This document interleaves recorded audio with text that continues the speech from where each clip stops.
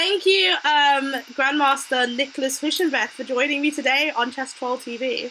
It is my absolute pleasure. And, I like how you say Grandmaster Niclas Huscenbeth. Yeah, well, you are. Superhuman. You are, though. That's what it is. You are a superhuman chess player. Anyone that makes it to Grandmaster, that is that is the highest level of that you can get, right? So if you're the highest level at anything, you are superhuman. Well, okay. Thank you. There's no official Super Grandmaster title, is there? So therefore, you are the highest title you can be. Actually, I thought so too, but then somebody corrected me and was like, no, the highest title in chess is world champion. Yeah, I knew you'd say that. Yeah, exactly. Whatever. I mean, whatever. Yeah, whatever. But, anyways.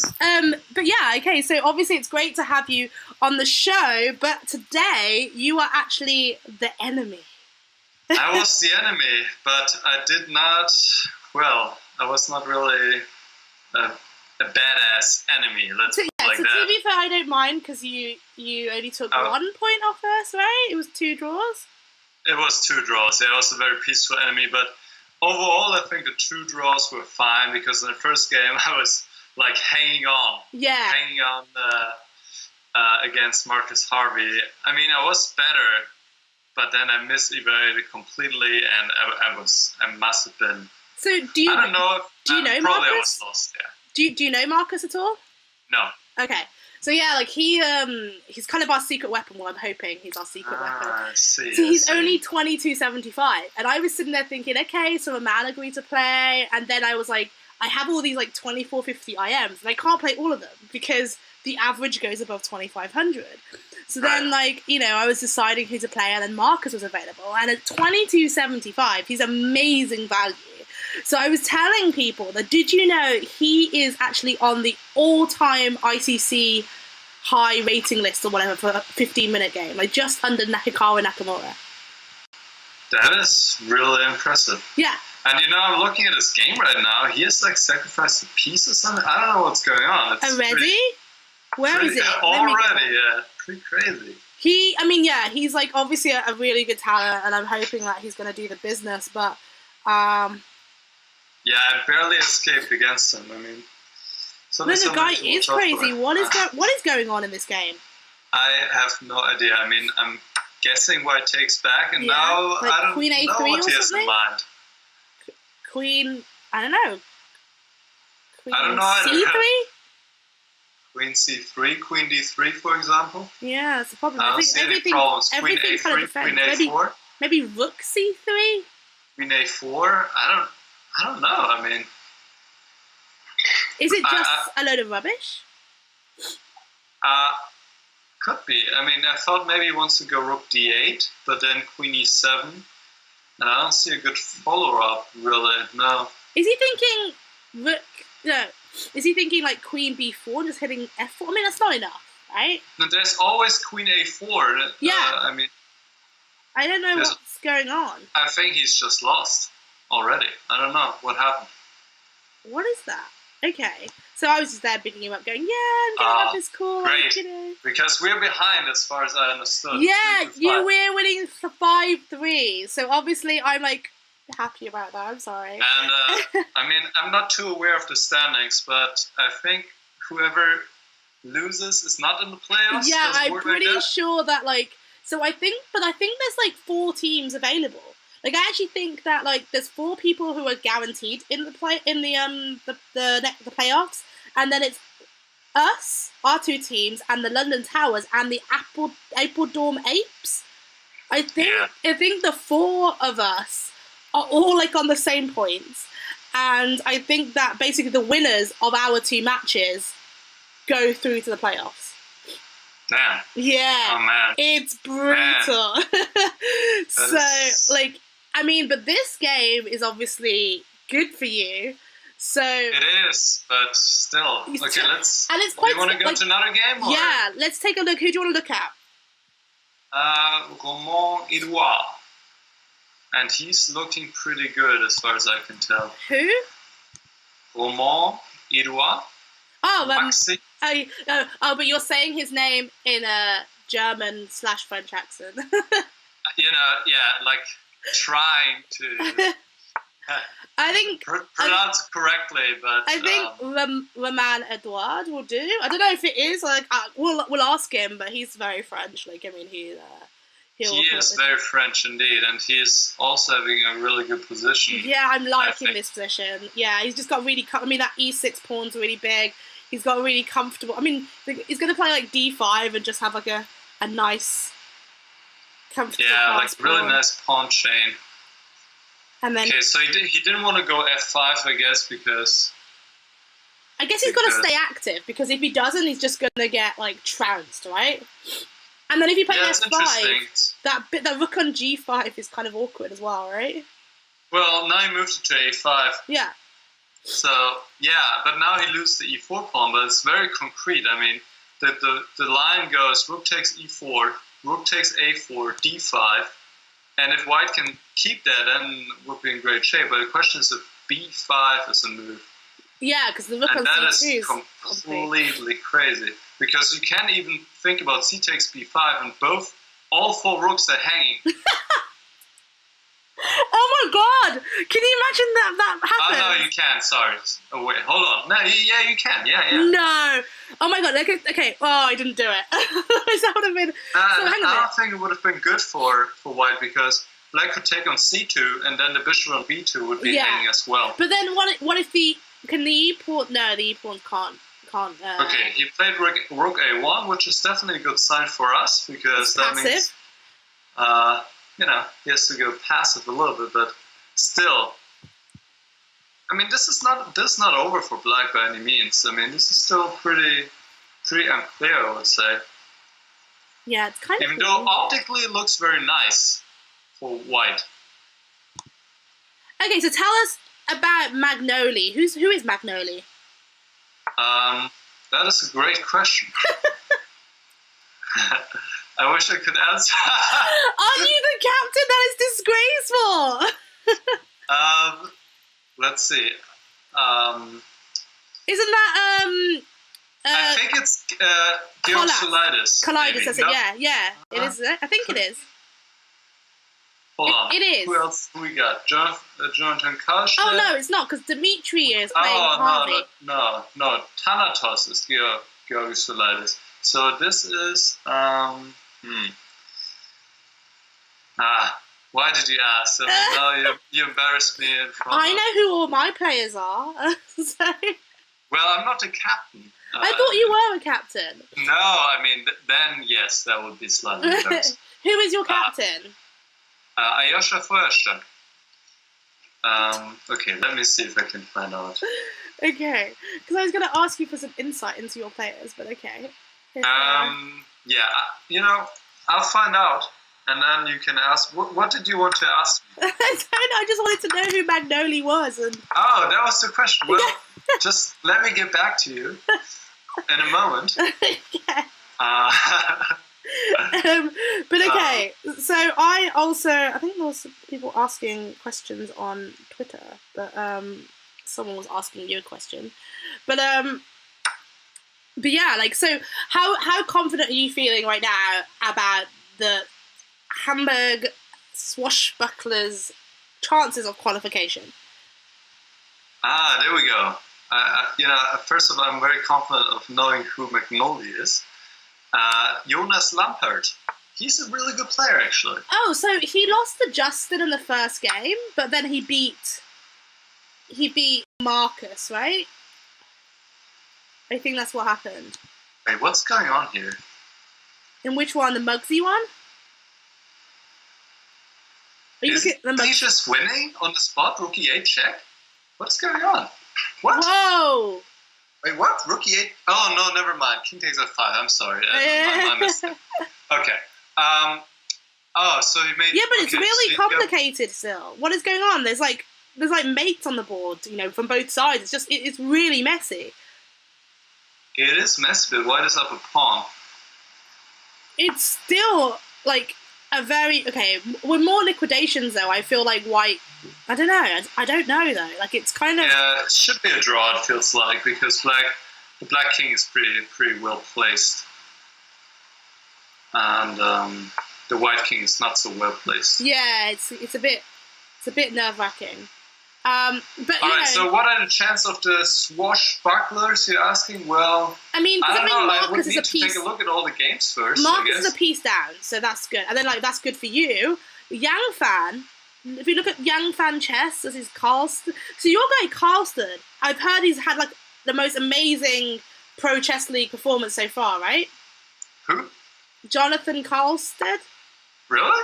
That's what I've been told. Am I just making this up? I don't think so. Well, this is what I don't know his saying. stats, but I think the last time didn't go too well for him. Oh, our team was apparently he's been winning every game in the Pro Chess League so far. So, you know. He had a really good event in Gibraltar, actually. He made a GM norm there. Okay. Yeah, I don't know. But he's down a pawn, apparently. I mean, he's up on the clock considerably, but... Yeah, considerably. Down a pawn. But yeah, okay, I guess... It's interesting, though, because black will still need 2 moves to complete development. But the question is if white can use that time somehow. You could go queen b3, maybe. Just go up to a b6 pawn. Yeah. Yeah, probably white isn't worse. So, you know. Okay. So then let's have a look at Justin, because Justin's on 2 out of 2. Oh, yeah. And I had a big decision to make for picking the teams this week, and I just felt like when Justin's on form, he's on form, right? And he gave me loads of confidence. Yeah, so he gave me confidence last week. He had a bad week the week before, whatever, and he was not feeling great. But last week, I think he played some really good chess, and so I was like, hey, if Justin plays well, he's the most consistent of everyone, and if he takes it seriously, he's just good. So I feel like he was a good pick. And Dan, the guy you just played, how do you feel that he managed to somehow draw that game? Yeah. Did you see it? So he didn't see his first game. He was playing. No. He was playing. I think maybe the Dimitri guy. Yeah, Dimitri Kollers. Yeah, I think you were playing him in the first game. He was 3 pawns down in the ending. Whoa. Andrew. Wow, so he had a lucky day because... He's a swindler. That's what he does. He's always worse. He's always just got terrible positions, but somehow he still manages to get his way out of it. So at the end I was like, can Dan draw this? Everyone was like, yeah, he can draw this. And I was like, do you know what? Dan can even still win this, because he was just he's crazy. And I was thinking, if you try too hard to push, at the end you had a choice of rook takes g6 or something, then the c pawn becomes fast. So I was thinking, there are chances to mess up for you as well, but okay, you played it really sensibly and became there were chances actually. He could have. I was afraid he would go on because with 20 seconds on the clock. That's what I thought. I was afraid. It's not so clear, right? It wasn't so stupid for me to say that because I was like, okay. No, not everyone at all. was like, oh, Dan's losing. Oh no, he might draw. And I was like, hang on a minute. Everyone's ruling out the fact that Dan could win. I was like, the win is not out of the question. Yeah, no, it was just a bad game. I mean, from both of us. Out of the beginning, out of the opening, I was just clearly better because he mishandled that really. Yeah. And just the end game was really nice for me. But then he defended well and then got really messy. Yeah. And then the rook in game is just clearly winning for me. But yeah, I don't know what I did. Tell us about your substitution. Because you've had this Georgios guy substitute in. He's playing Justin now. He seems to be a pawn up. These positions, I'm always scared for black because, he's got the attack and white's got because of some sacrifice of some sort. I don't know, bishop takes h6 might queen be f7 in the air right now. And queen f7 or something? Yeah, I mean, that could be the threat right now. These positions, they're always a little tricky, I feel like. Positionally, I feel like, he's got a passed A pawn, the E pawn's consistently having to be defended. So positionally, white's worse, but I feel a chance against the king, and that's quite... See, he plays knight d8. He wants to defend against it. Yeah, he's actually scared. Yeah, he's a little scared maybe, yeah, but rightly so, maybe. But the bishop at f1 sucks. So he's absolutely. It's not clear how white will break through. I've managed to get my queen refreshments. a8, okay. But now just queen b8, I thought. Yeah, that's what he does. Queen b8, and the queen has to leave again. So I don't know if that did him any good. Now rook b4, rook b1, trying to exchange more pieces. But queen b7. Oh, I love this move. Yes, queen b7. There we go, baby. Oh, now rook b4. Yeah, I mean, if he suddenly exchanges the pieces and gets activity down this b-file, then Justin's just worse. I think that's going to be a high... Well, I don't know. So what if, like, say, you got to move the knight and then play queen g4 or something so we can actually get some attack over the other side? So what are the odds now of actually being able to get an attack in over there? I think it's looking good for black. I mean, where's the knight supposed to go? You want to go back to h2? No, he can't go anywhere, can he? And there's no knight takes h6 or knight f6. They're all kind of... But I don't know what to do. Like, okay, so here's my prediction. I'll say it's going to be a 3-1 for us. So bringing it back to evens for the final round. Yes. Oh my god. Because Dimitri, he's a piece up. I mean, he still has to convert, but he'll do it somehow. He's up on the clock. Roman, I think Roman will win, but I don't know. Maybe not. I don't know. This is very tricky. Yeah, the Marcus Harvey one's interesting. I mean, it probably should just be lost for us, like you said, but you never know. There might be some tricks, but why has Yang Fan got 1 minute left? Yeah, exactly, and that's why. What is that about? He just blundered his queen. Who did? For what? No, he didn't. He always blunders his queen. Yeah, I mean, the queen is gone. I know that much. He blunders his queen like every game. Well, the position was... He could have taken on a5 instead of playing knight f6. So. This card, and last week I had panic as well because he was winning, and then it looked like he blundered his queen, but it was the feed that went wrong. But this just looks like he has blundered his queen. He has blundered his queen, yeah. I mean, he might as well resign. Oh my god! Okay, so that's one. Wow. So we're like 2 down already there. So yeah, you're pretty much 2-0 down. And oh my god! How is this happening? Well, I mean, you still have chances in Justin's game, and wait, Roman is actually going to be a draw right now. No. Right? All right, hold on. What is this? Oh, rook g4. Yeah, rook g4. There we go.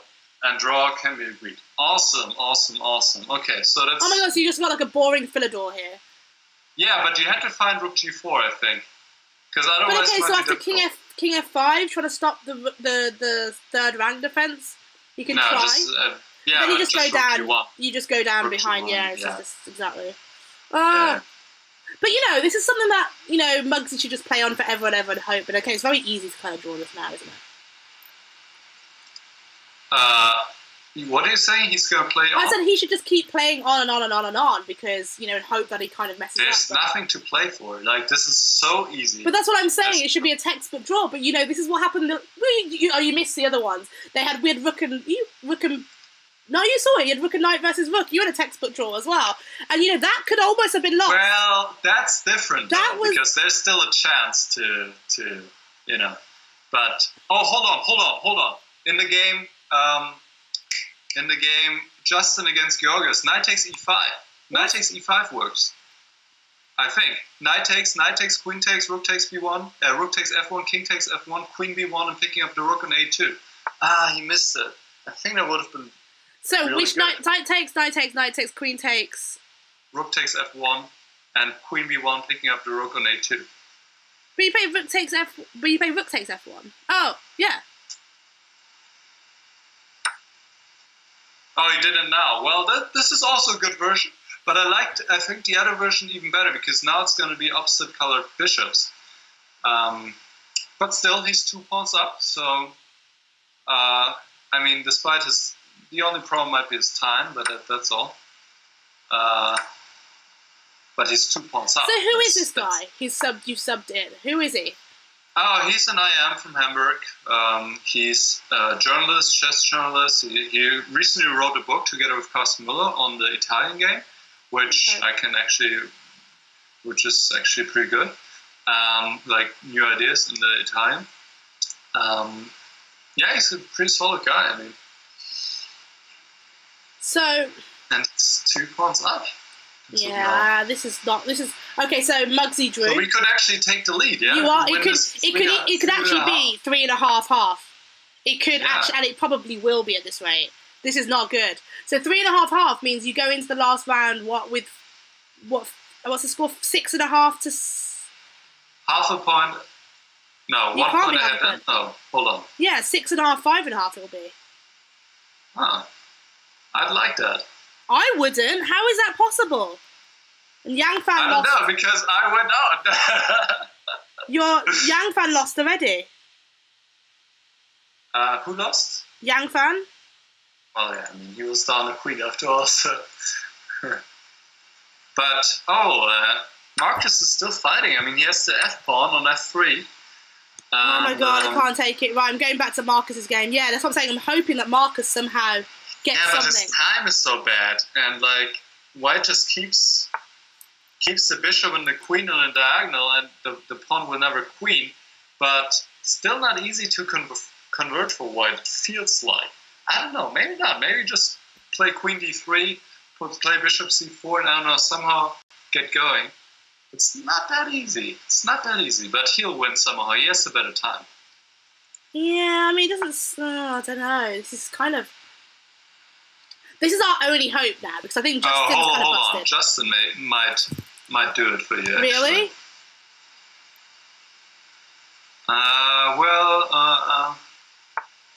Okay, queen f5 was a good move because Oh, because otherwise White queen was d6. threatening all kinds of things, Yeah. but now there's queen takes f2.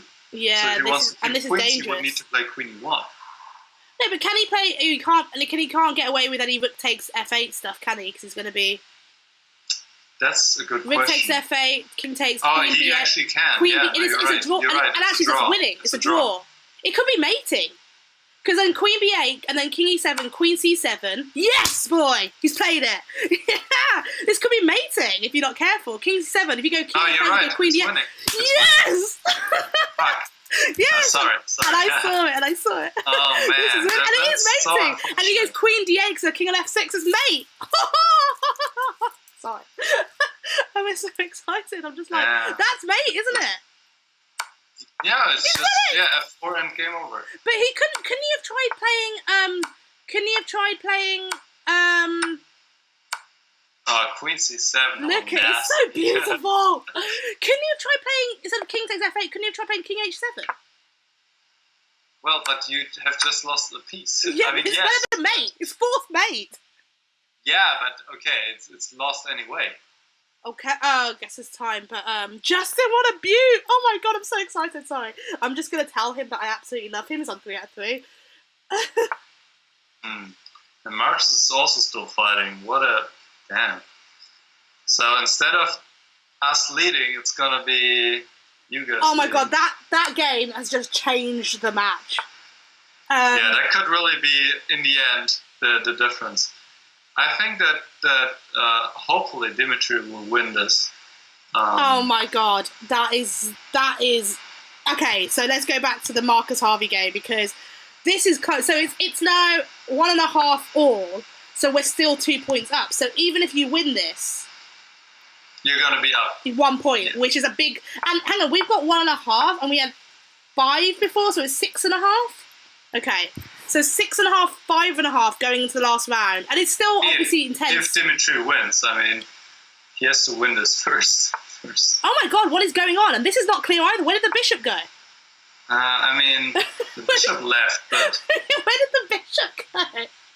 the bishop left for the f-pawn. Oh my god, this is so intense. See what I mean? I can't take it. It is so like scary. Well, he's gonna lose. I can tell you that much. Who? Queen What? C5, Marcus? He's gonna lose. Why? Because like he has no counterplay. Like and now even h4, h5, g5 might be coming. You know? Yeah, I guess so. It's like there's nothing to do. He's also got 6 seconds left. Exactly. You never know. He's gonna check for a while and hopefully get some time. Oh, he's got no checks either. Oh no. There are not a lot of checks. You're just driving the king to a better place. Like it's maybe even king e7 now and king f6. Why not? I mean, White can do whatever he wants here. 6.5, 5.5, right? Yes. So we will still. So all we would need is 2 points in the last round to win. What do you think are your chances? I'm so nervous. 2 points you need. Yeah, so you would need. Correct. You would need to win 3-1 to win. 7 and he takes f6. En passant. And h7. What is he doing? this is never going. Yeah, I don't. It's completely open. I mean, what happens if it's a tie? I think a tie. I think it goes to tie breaks, right? Because. Really? Well, it must do. Because. Do you have the standings somewhere? I mean, that would be interesting. No, the standings will show that, like, you have a tie, and, like, say if who's winning out of the towers and the apes, by the way? I have no clue. So I mean, like, I think if we have a tie, yeah, I don't know. By the way, who are these people commenting on Twitch? Sorry, I've only just noticed this, but someone is talking about, I don't know, they're talking about inappropriate stuff, so I'm ignoring it. If you have any legit chess questions, then I'll be happy to answer them. Otherwise, ignore those people. Right. So I think the 4 teams are on 3 out of 6, right? So we need like. I think that's what it is. You check it out somewhere. So yes, 2 points and we win.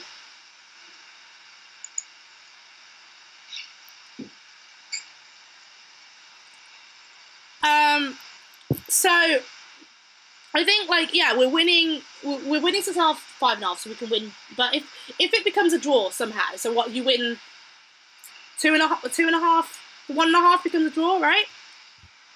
Yeah, it's a tie. Yeah. So then what happens? I don't know. I'm wondering, but I think that we'll qualify. You guys have got the better tie break. I don't know, but I think that's what my teammates are saying in the chat here.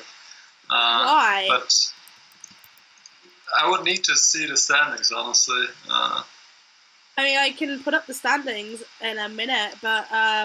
Oh, we have the exact same points and everything? I think so. I think it's all down to tie breaks now. Well, let's see. We should probably, not jump the gun, because, we're probably going to win anyway, but... Just like this match, right? Hey, but, this one, it was 2-2. No, it was, we just lost, didn't we? What was the score? We just lost 2.5, 1.5. Yeah. Luckily, yeah. Justin's on for 4 out of 4, though. You watch it. Alright. Well, okay. Now it's going to be everybody plays... their own player, the top players, right? Yeah. So this is going to be close. But who's your board 1? Oh, that guy that just played Justin?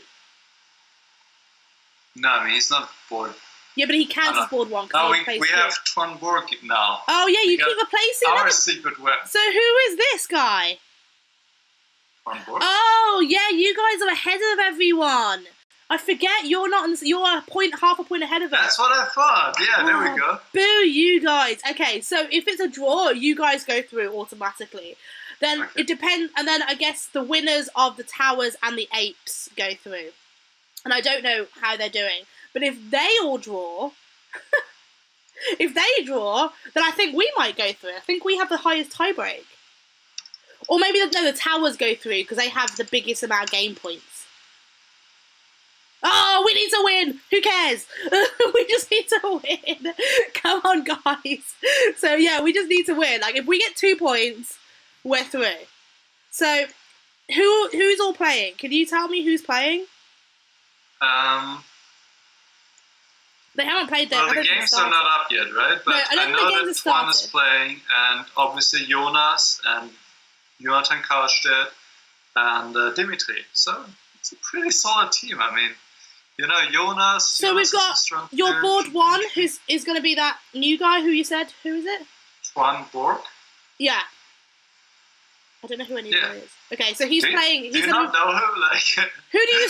I don't understand what you're saying. Did you say Bjorn? Okay.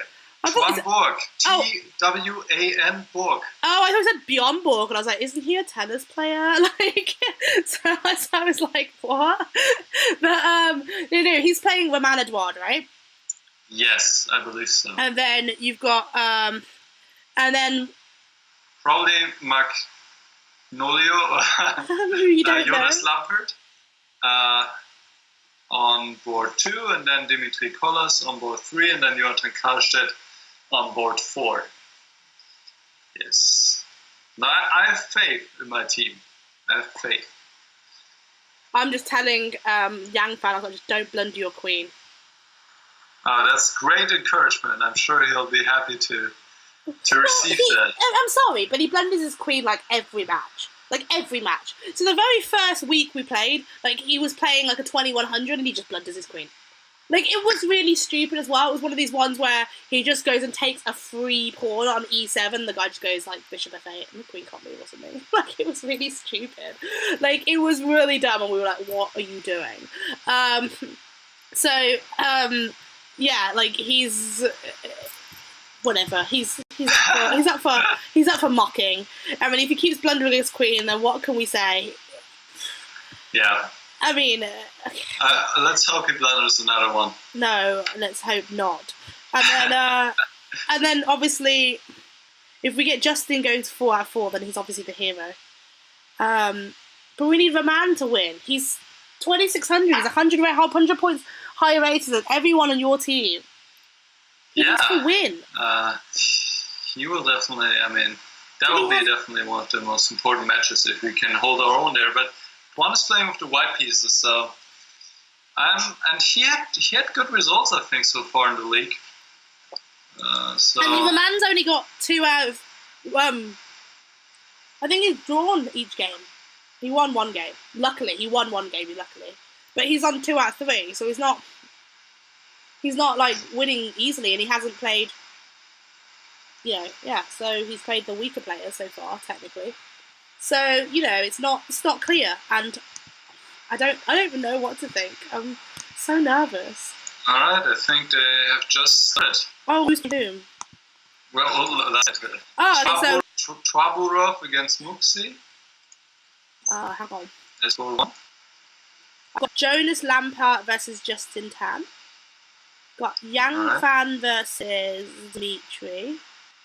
And then Marcus versus Karlstedt, which, Marcus is not doing great, apart from his draw. You know that Marcus has only done that one against you? How do you think you feel? Yeah. He's lost the other 2 games. So, good. Can you get back in and play, please, this? Because, you very well, so you back in the game. Yeah. There was a reason why I only chose to play 2 games, because it's really not, like, I'm not at my best at this time. I haven't competed in a while, so I'm a little bit rusty. So yeah, what have you been doing? I'm glad I didn't lose any games, at least.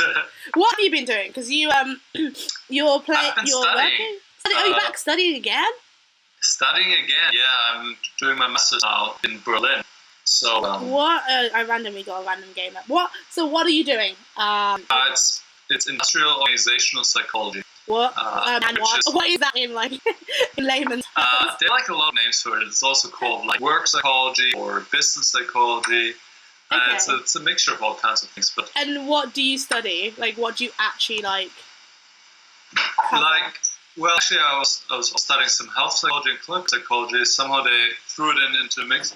But mostly it's about the workplace, how to improve the workplace so that people are more motivated, more satisfied, and also, of course, more productive, because that's what it's all about after all. So what advice, based on what you've learned so far, what advice can you give viewers on how you can be more productive in the workplace?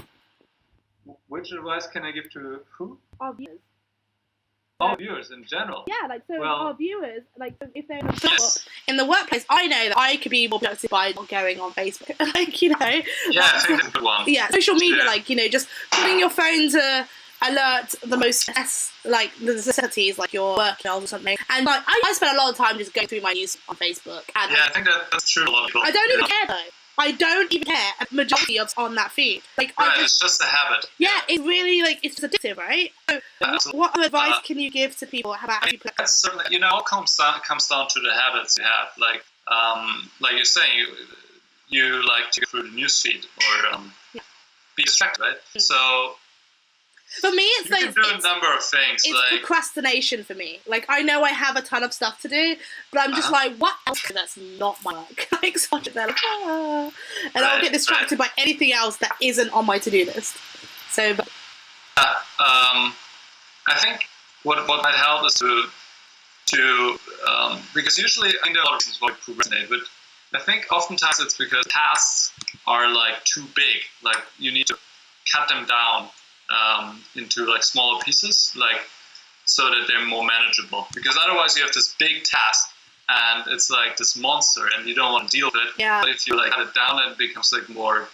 Yeah, and you can feel like, oh, and then people get that massive satisfaction when you tick off something that you've done on to do. Yeah, I love it. Crossing through stuff, it's like I'm like, yeah, I've got rid of you. So if you break it down into tiny things, it's like, because I know most people don't even know what I do. Like, I do web design and stuff like that. So if I have like a giant site to do, I'm really like, I have to start this huge project. But if I break it down per page, I break it down into subtasks, and I'm like, put the menu on the page, and I'm like, yes, done that. I feel really productive that I've done like 8 things, even though they took like 10 minutes. Yeah, but still, I mean, as long as you're starting and doing something every day of some sort for that project, you're gonna make progress. So it's really about continuously putting in the time, no matter what you do. That's huge, and then also building this habit to do something every day. What advice would you give people? For example, I think the best thing is trying to get out of bed. Especially it's such a huge topic, it's so huge. It's like it's so cold, and like my bed's warm, and I'm just like... this problem work for me, it might work for others. It's a classic trick that I put my phone far enough away from my meet app to turn off the alarm. And so that might be, I play like so like starts playing, and I'm like already kind of motivated. I did the opposite. I played the most disgusting noise. Like, oh my god, I have to get up to turn it off. No, but then I don't know. You don't get to turn it off. You cannot go back to sleep while like music is playing. I can.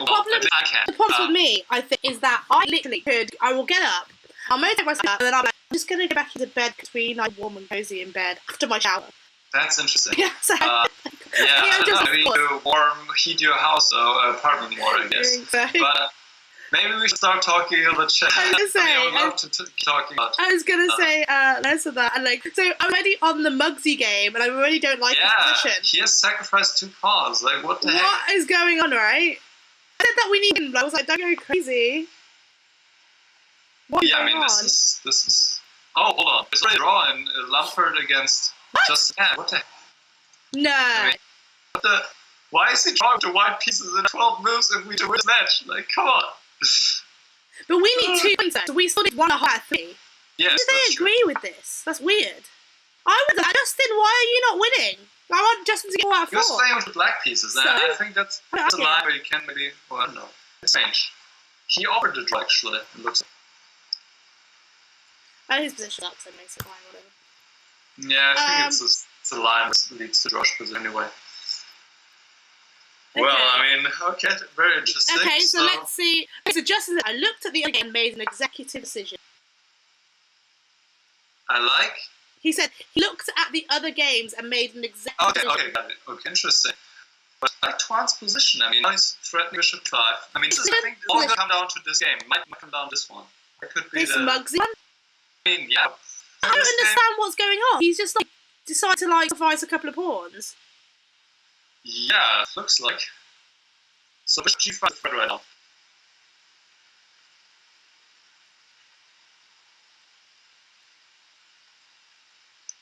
Bishop G5 is the threat. How does he stop that? He could go Queen E7, but wouldn't. Well, he could go Queen E7. Yeah, looks really passive though. Well, but you're threatening E4 and you're threatening 25. Yeah, okay. I guess that works. I'm convinced. What is going on? I guess he just got Q1. No, he might. I mean, I was a bit yeah, concerned of like F6. That's why I was like, what is position? It's just horrible. I don't like it. F6 doesn't work because... Not yet, no. Queen takes e4. But either I'm thinking knight g3 or rook e1, like you're saying. Looks like white should be up upon it, but I mean, it's not really. I think he has to go queen 7 more or less. I mean, queen d8 looks stupid, and also there's bishop e5, followed by f6. Oh. So, and I don't see any other, like, you could play h6 for black, and that looks also just wrong. I always like Alice, and I always like walk after a while. And it always looks like I'm emotional, so I'm like gonna start crying now. She's like, I'm like full on crying. So I'm now emotional because our team is winning. Maybe you're taking up the allergies, right? It's an excuse for crying when your team every time I'm like, oh my god, am I crying? Yeah, but I'm like crying or crying with sadness, so I'm like full on crying there. I feel very good at this match actually. The more I see the positions and all. I'm getting a bit nervous. What's the score? Is it 7? We have 7 and we still might lose. Yeah, of course you might still lose. But hold on. The question is, why isn't he pawning? He just found a pawn? Come on, John. Where are you? Which one are you looking at? Confused. Which one? Maybe he can avoid it. Yes, which game are you looking at? Against you, I think. I don't know what's it. He's just done pawn. Hold on. 4 minutes on the clock. Heck. But, yeah, I mean, there must have been something better there. Was he thinking queen 5? Is that what he did? And no, but even if you go knight d2, that's what I'm saying, but he knight forgot. f6, I don't know what he was thinking. Like, instead of rook d8, he could have gone, I don't know, something else. Queen d5 looks sensible. Yeah, that is unfortunate. Okay, so he might go down. But on the other hand, I'm optimistic in the game between Dimitri Kollers and Yang Fan. Yang Fan blundered a queen in the first game anyway, so he'll probably blunder another queen in the one. I mean, he's a pawn, Yang Fan, but all the black players beautiful. Bishops are monsters. Yeah. It's not really a nice pawn, is it? I mean, it is not a nice pawn, no, not at all. And that rook on e4 looks awkward. I don't even like it anyway. I don't know. I'm not convinced. I mean, that's not convincing at all. Okay, it's yeah. What is going on? Everyone's like, oh, okay. Everyone's like, what is happening? What is happening in Roman Edouard? We're going. Oh, okay, that one's still being weird. Is it? I don't understand what's happening with Roman Edouard one. It's frozen, I think. Oh no, it didn't. It went knight e4, queen e7, then went back to g3, and he went back to h4. So was he hoping for a draw there as well?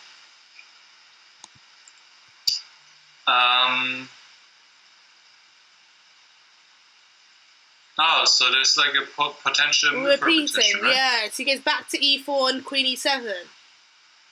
Oh, I see. I guess that's why my man is like, what's going on in the other games? I'm like, I don't know, I'm too shit to say. Of course, I shouldn't have said something straight on there, but, I'm too, have to, explain what is going on here. I don't know.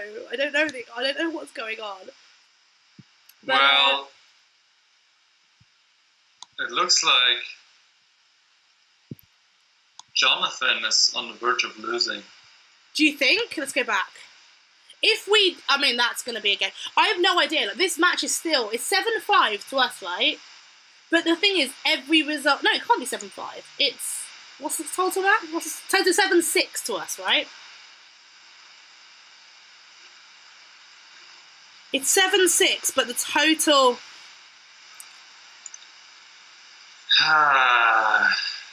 yeah.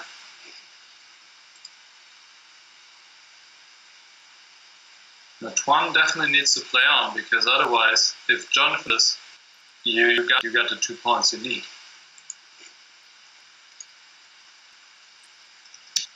Oh my god, I can't take this. I don't even know what to do. Are you messaging your team as well? Everyone's like, oh my god, what's going on? Yeah, exactly. Oh my god, my entire team were doing the same thing. We're like, what is happening? And he's a charge. Okay, can you play something else actually? Tuan, can you play something else? He could go he could have queen 3 and then he takes f5, g5. Is he asking whether he can draw? Yeah. And we told him he needs to play. Oh. He's gone to,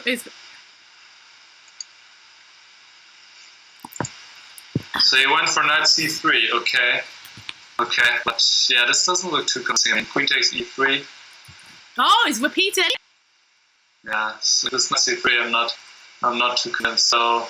Oh yeah, so he gets knight e4 now. It's just draw anyway, right? Repeat. So he's so the point is now he has to play a queen. He's got queen d3, and then the f5 pawn will drop. And actually, he's got to be careful. Well, I mean, when the f pawn drops, you can always go g5. So I thought he would do this with the g3. No, but if the queen d3, you can bishop takes f5. No. No, I meant queen f3. Oh, his bishop takes f5 on the left. Yeah. No, hold on. No, you can't do that because you can't go g. But... No, he's going to go like queen g3, queen f3. But I would have to better with the knight or g3, and I'm surprised he did that. Oh, because bishop takes... Hold on. No, I'm talking so he's gone queen g3, queen g3. Oh, he's just immediately take that. Oh, he took on c3 as well? Yeah, I mean... It's... And then b6? What is... So explain to me. They go bishop c7, bishop 6, just pick up the c pawn. That is a very possible idea. Yeah, he's doing that.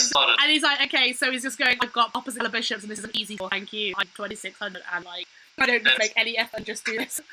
Is that what you think?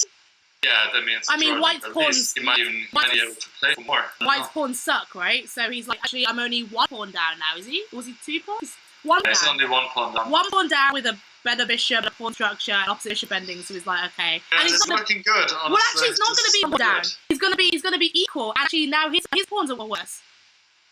Yeah, exactly. It's not like white is better here. There's g6. Yeah, that's probably a smart decision. He wants to force a draw. Okay. With h6, bishop h6. So h takes g6. What's the idea? Bishop h6. Bishop h6. Actually, yeah. it's not necessarily a draw. Well, what then? H6 rook takes e8. Rook says e1. Sorry. Rook takes back. And then why is this drawn? Oh, because he's going rook e7. No. Yeah, but this might be better for white again. So g6 is a really interesting try.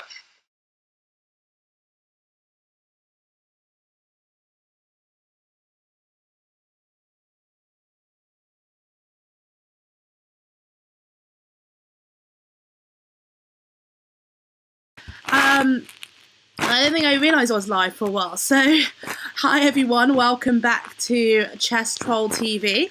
I apologise that I wasn't here last week, but I'm here now, broadcasting again the London Lions in the Pro Chess League. So, it's going to be a really exciting match this week. For those of you who don't know, and don't know what the lineup is going to be like, it's a big week for the Lions. A big week. In fact, it's not just a big week for the Lions, it's a big week for our opponents as well, the Hamburg Swashbucklers. And so we are in the Central Division, and it looks like there are 4 teams who have all got potential to qualify. So this is it's quite a tense match. So it's us versus the Hamburg Swashbucklers and the London Towers, I think, versus the Appledorn Apes. And I think the winners of the 2 matches basically go through to the playoffs. So naturally, I'm hoping that it's both the London teams and we can both get through. And it'll be obviously an amazing achievement for both of us. And it'd be great to have 2 English teams in the playoffs. So this is the first round, and it's quite a tense matchup. We have 2 new players playing, and it's so nerve-wracking. I don't even know what to do. But so our lineup today is, well, we have 4. I think I'm really quite confident actually, because we've got 5 players rotating. The first couple of rounds we have board 1. We have Romain Edouard, who is a French international, but he is. He plays for Guildford, so who are the top team in the British League. So we've got a lot of talent from that one. So I'm quite looking forward to him playing. And then we've got the usual suspects on boards 2 and 3. We've got young talents, Justin Tan and Dan Fernandez, who we've seen quite a lot already. And we've got a new recruit on board 4, who I'm put on the screen right now. And this is Marcus Harvey. So his rating is only 2276. He is an FM, and again, a great young talent in England. And he's just recently won an Open weekender in England ahead of John Nunn. So he's talented. I'm hoping that he can be kind of a secret weapon, and he's massively lowering our average for the team. But he is an insane talent, and especially at this time control. So he's playing Niclas Huscenbeth now, who I'm having on air very shortly, actually, straight after he finishes. So I was just talking to him before the match, and he is a friend of mine, and so I was saying, as much as I'm friend with you, I don't want you to win today, so I'm hoping that he comes on and is very disappointed because he has 0 out 2. Harsh, but you know, it's the Lions today, and we want them to do as well as possible. So this is the game against Marcus Harvey right now, and so this is our board 4 versus their board 1. So what do we think of this position already?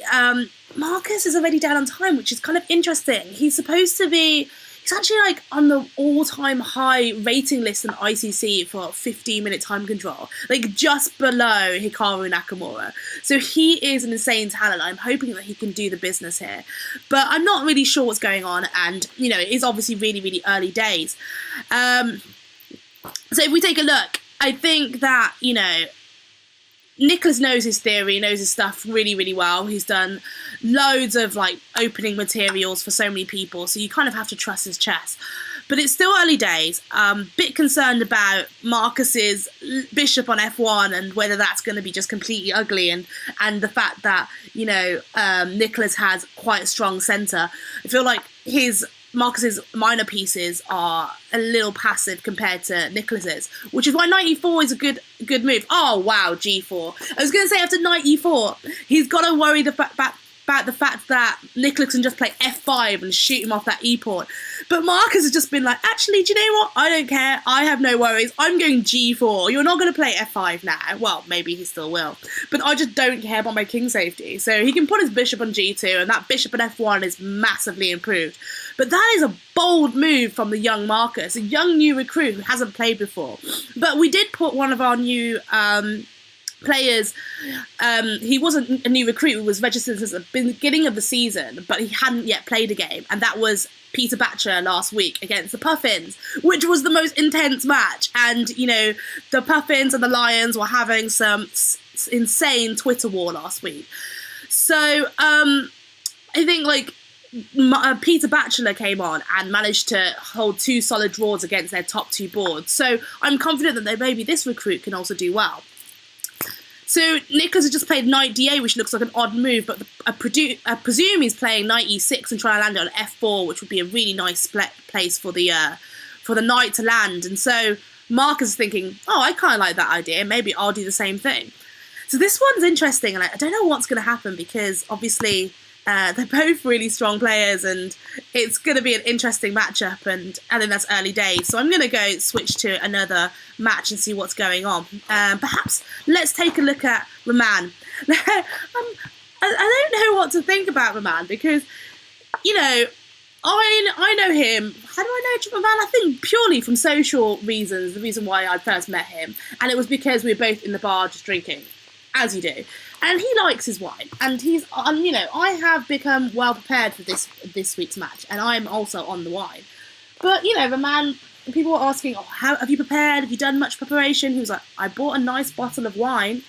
So, I mean, okay, that's. I said to him, actually, I think that's decent prep. You didn't settle with the lame wine, the poor wine. You went for a good, decent bottle of wine. So at least you've done that much preparation. But okay, so I don't know whether to think that that's just, you know, that's okay because he still plays really, really well when he's been drinking.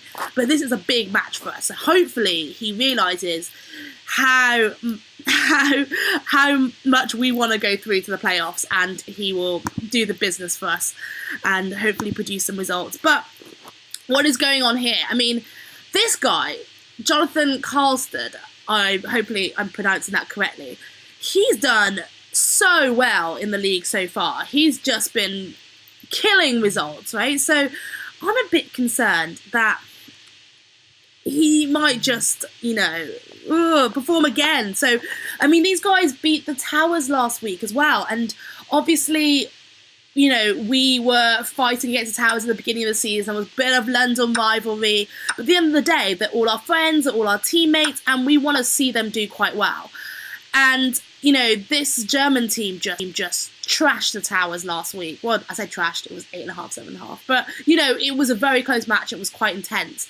So we're hoping that, you know, that we can kind of get some revenge for them. But what's going on here? I mean, these guys just blitzed out a bunch of exchanges, and Chevannes just banged out knight c5, really confident, really quickly. So, okay, e4's obviously weak, but so is e5. Are they really going to just trade off a load of pieces? And I guess and there's c4's also weak here. So he's gone knight d2. What do we think of this? Do we think black's got anything in this position? I mean, white's got the 2 bishops. Surely white's going to be better here. And, you know, this is the first game. Again, it's our board 1 versus their board 4. So, you know, not so confident about this one. But this guy has been performing really, really well consistently every single week. So we did think that he would be a tough one to play.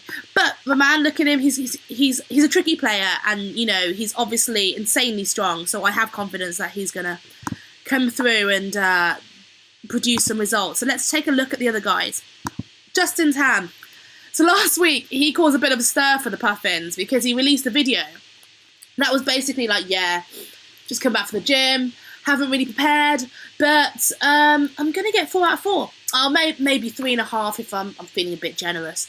And so the Puffins were like, what? That is so rude.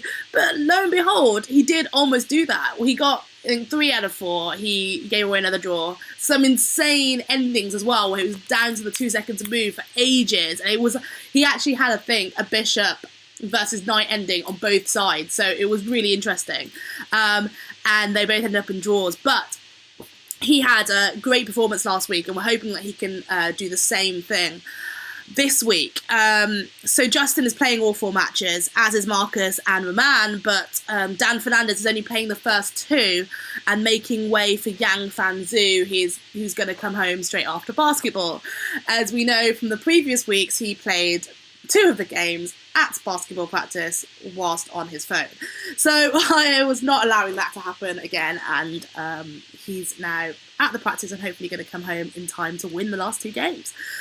So Justin is playing Dmitry Kollars.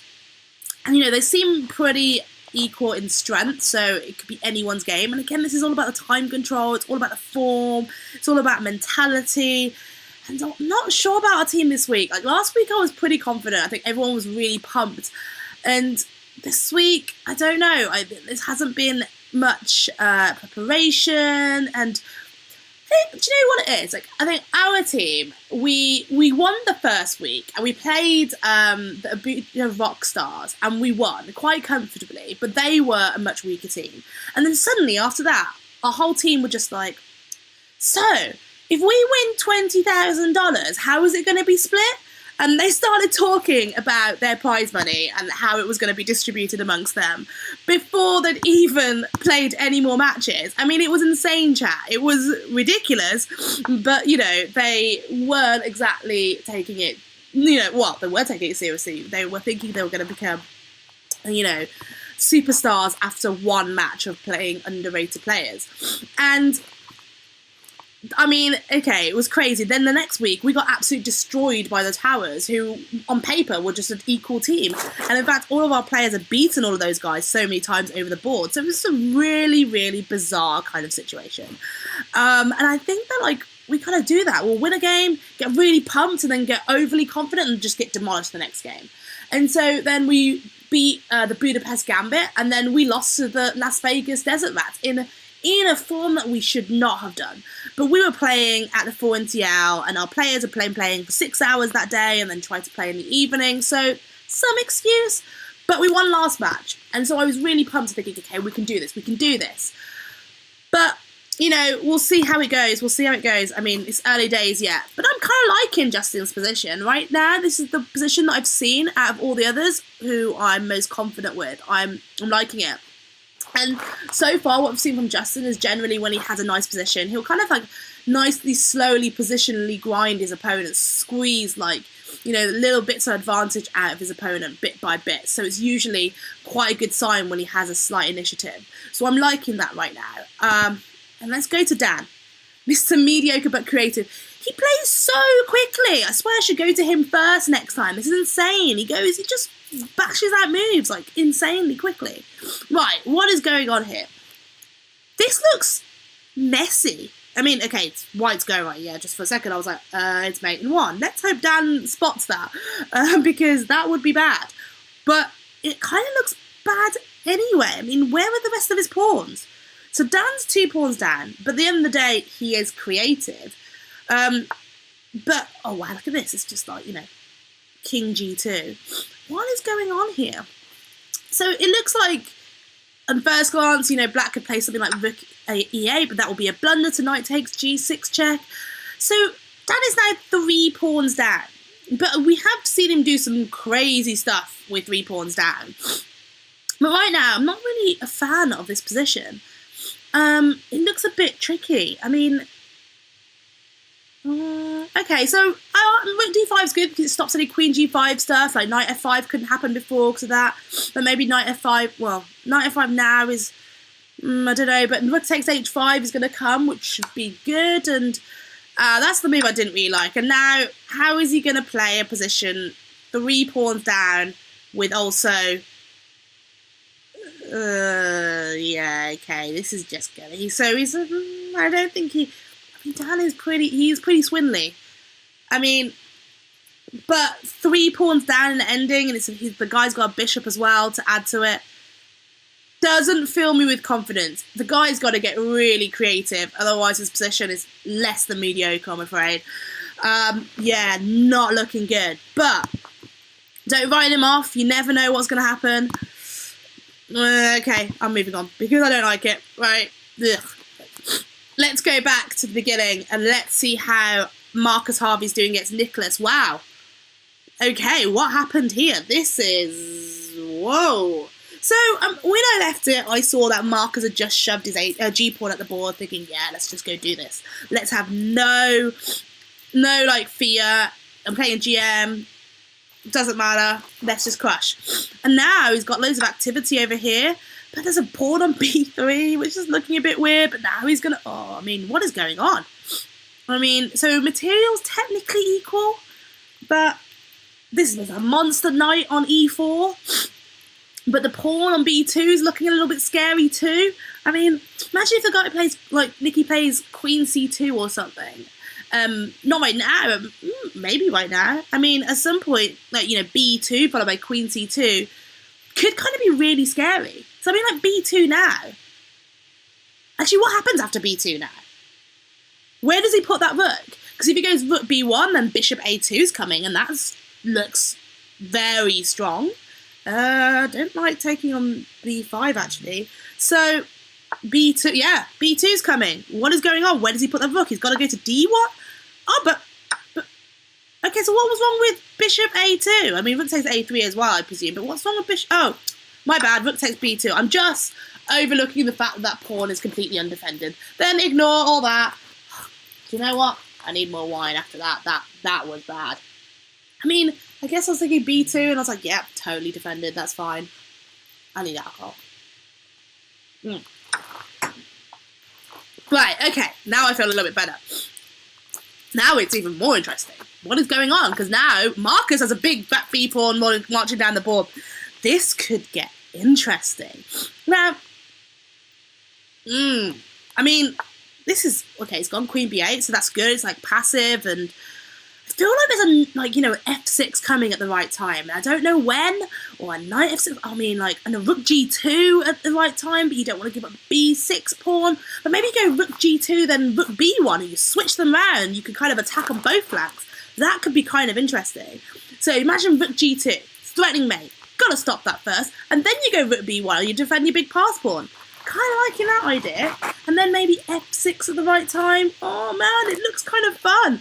I am totally preferring white here. This could be an amazing first round for Marcus Harvey. He's gone b7. Wow. I guess he's just like... Oh, I don't know. I don't even know what to think. I'm so nervous. I'm so nervous for my team. This is kind of scary. Okay, I have faith in them, obviously. They are all much better players than I am, so it's fine. It's all good. So, Fernandez's game isn't so clear anymore. Ooh, is that Tulia, by the way? I can see A. Shetty has just messaged on here. If that's Atulia, hey Atulia. If it's not, sorry. Maybe you can tell me who you are. But let's go back to Fernandez's game then. What happened and why is it not so clear? Huh. How did this happen? This is weird. Yeah, this isn't so clear. But, okay, so you said it isn't so clear, but what's, that A pawn is really passed. Really passed. And, you know, surely it's quite strong. It's going to be marching up that board, and with the bishop on f6, it's got protected on a1 already. So what's going on there? Any insight? It is Atulia. Hey! Okay, Atulia, you're better than me, since I remember you giving me a really painful ending when we played. I sat there, I think, almost until my time ran out, going, huh, I can't actually play a single move in this position, which saves the game. So you maybe give me more insight into this position, because I don't know. He did win 2 pawns, but I mean, yeah, I mean, okay, that's, to be fair, you're right. I mean, he was like 1 million pawns down, now he's got less pawns, but yeah, I mean, okay, but what's going on? Like, say, knight c4 here, and then it hits. I guess he just goes back and defends the pawn, because I guess. Actually, maybe even knight c4, he goes bishop b2, you can't even take that because of a takes, because then after rook a2, b1, queen, ouch. Okay, so I don't know if this is going to be savable. I feel like Fernandez is still going to be losing that. It looks kind of painful. So hang on a minute, let's just go check. Roman Edouard has already drawn. I mean, they were just like racing to swap off those pieces like madly quick. So that was our board 1 versus their board 4. But it also looks like Roman was a pawn down. I wonder what's going on there. Right, going in the chat, I'm going to hear from Roman. Let's see if he's drunk, because maybe that's what it is. Or maybe he's not had enough wine. What do we think it is? What do we think? Let's have a vote for the viewers. Roman, are you drunk yet? Are you drunk? Because maybe you should be. And they get a more inspiring game. Okay, let's go back. Let's go to Justin Tan. I mean, they're getting quite tense now. So, okay, Justin, 2 minutes left. So, Man said he's not going to get drunk, which I guess is a good sign. But he did think he was totally lost, which it did look like it. So a draw is probably quite good result then. The guy's been on fire. So what is going on here with Justin though? Justin, I mean, he's been playing really, really well. But what's going on? Hang on a minute. Is Justin losing a piece? I mean, what? What was that move? I'm really confused. Can someone just tell me, am I just missing something now? No, okay, he's not losing a piece. So bishop takes e5, we're going to take that and whatever. But I'm a bit concerned that. Okay, that's all good. It's all good. I'm hallucinating again. I think I need more alcohol. Sorry. Okay. But Justin is a pawn down, and he's only got 1 minute left. What do we think of this position? What is going on? Fernandez should draw. What am I missing? Whoa. Sorry. Whoa. Hang on a minute. Oh my god. Okay, that looks awesome. I don't know how he does it. I'm going back. For 1 minute, I just saw Justin play bishop takes h2. Oh my god, I missed that was there. Ah! So Justin's just completely winning. Whoa, let's go back. I wasn't even paying attention to that. So he went rook f1 after rook b1. So what was wrong with king f2? Was that just a blunder by Dimitri? Or am I missing something else? But it looks like Justin should just be winning this now. But he's got 1 minute 49. Okay, we have confidence in this guy. But he's now in exchange up. Going to end that. That looks promising. Let's go back to Mr. Mediocre but creative. But hella creative by the looks of it. Textbook draw. Wow. Okay. The question is, can he draw it? Of course he should. But thanks for updating me, Atolia. Oh my god, what a legend Fernandez is. Seriously, I swear every week this happens. In fact, last week it happened as well. He came on for 2 games. He was at someone's birthday and he was like, yeah, I'll just play the last couple of games. And then he was like, okay, I'm losing. Worst position. Oh, wait, I've just swindled a draw. Oh, wait, I've just won. So he got 1.5 out of 2 from 2 not so great positions. So, okay, that's a really dull ending. But wow, great result. Let's go back to Marcus versus Huscenbeth, because that was the exciting one. And I was kind of liking Marcus' position earlier. And wow, what is going on here as well? Oh my gosh. I'm like going insane. Rook C7 followed by Rook C8 is a big threat. How can he stop that? Can he stop that?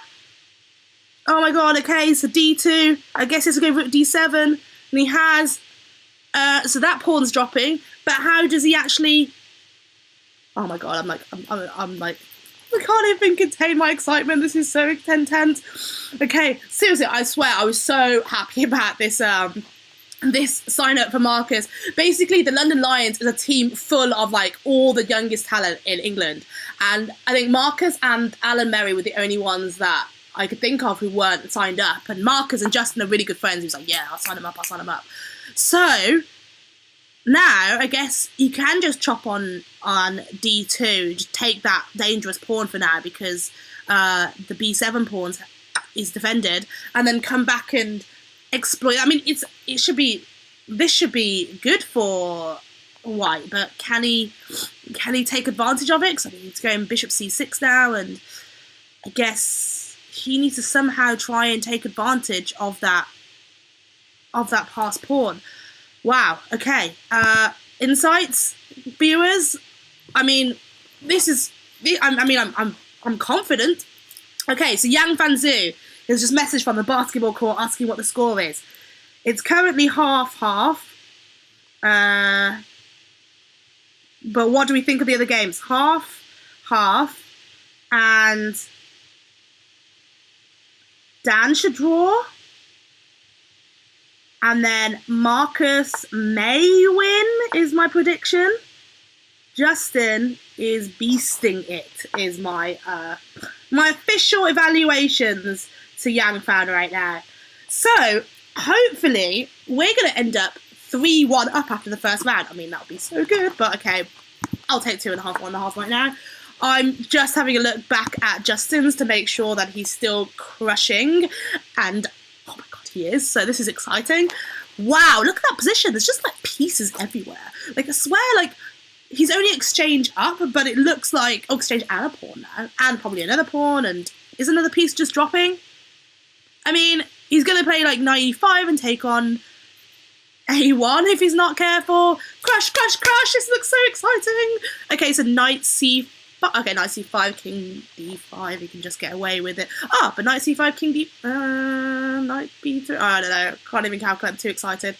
I mean, worst comes to the worst, you can take on a1 and just take on a4 and you're still the exchange. Yeah, he's going to play it really simply, he's only got a minute left, and then just take on a4 and be lots of material up, shove the a pawn at the board and then laugh. I think that looks good. Hopefully Justin does that. Yeah, okay, looking good to me. Okay, let's go back to Mr. Fernandez. Hopefully he's going to... Okay, it's still boring. Yeah, okay, it's fine. I'm just going to get a bit nervous. Oh, we had this discussion about the 50 move rule before. So, and I don't know how you can do it on chess.com, but who is Donkey Me Boy? Who are you? But how are you so excited over chess? I'm so excited because it's my team. These are my little lion cubs. And, you know, we've been through a massive journey together. And this match is tense. We are in the playoffs for the playoffs. So if the Lions win today, we get through to the playoffs and we get to have another 4 more matches, and the Lions get to prove themselves that they are good players and they can smash. So I want them to do really well, and we're going to do it for England and show the rest of the world that England can play chess. And we have a bunch of amazing talent in our team. So that's why I'm so excited, because we're going to win. Well, hopefully. And so I'm getting really excited because every time we win a game, it's a big result. And Marcus, I'm going to go back to Marcus now and see what's going on against Huscenbeth. I'm so nervous. So, again, it looks really tense. Oh, this is exciting. It's going to win a piece. Yay. Okay, so it is exciting now. So, okay, so that should just be winning for Marcus. But why does it say it's White's go? I'm confused. I'm really confused. Oh, it is White's go. Yeah, okay. But the Niclas's clock was ticking, so I was like, no. Okay.